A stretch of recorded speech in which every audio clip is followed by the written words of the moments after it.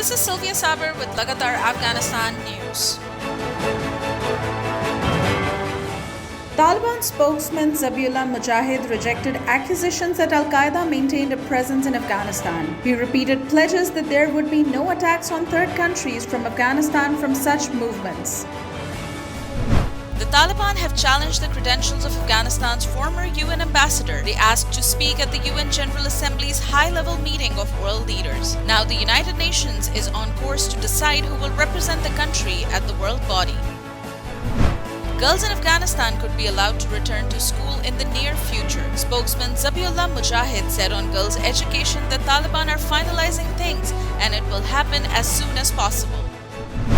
The Prime Minister of Pakistan, Imran Khan, has said preventing women from accessing education in neighboring Afghanistan would be un-Islamic. Mr. Khan laid out the conditions that would need to be met for Pakistan to formally recognize the new Taliban government.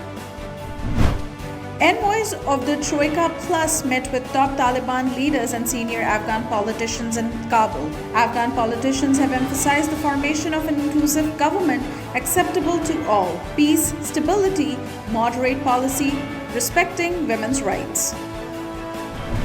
Pakistan has called on world powers to unblock billions of dollars in Afghan assets frozen after the Taliban took over. Pakistani Foreign Minister Shah Mahmood Qureshi said the most urgent priority was averting an even deeper economic collapse of the neighboring nation that could trigger a humanitarian catastrophe. Qatar's Emir Sheikh Tamim bin Hamad Al Thani urged the international community to continue engagement with the Taliban interim government in Afghanistan. Addressing the 76th session of the UN General Assembly in New York, Tamim also called for separating the provision of humanitarian assistance from the political process in the war-torn nation.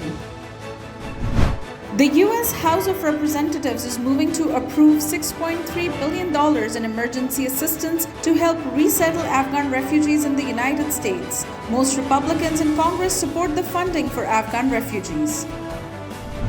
The European Union has ruled out recognizing the Taliban-led caretaker government in Afghanistan. The bloc stressed that the group would first need to meet the 5 benchmarks agreed on by EU ministers of foreign affairs. Taliban leaders have expressed their regret in the matter of removal of the Pakistani flag hoisted on one of 17 aid trucks that brought relief goods to Afghanistan via the Torkham border. Taliban spokesman Zabiullah Mujahid said that Taliban will put a stop to such incidents and arrest the fighters.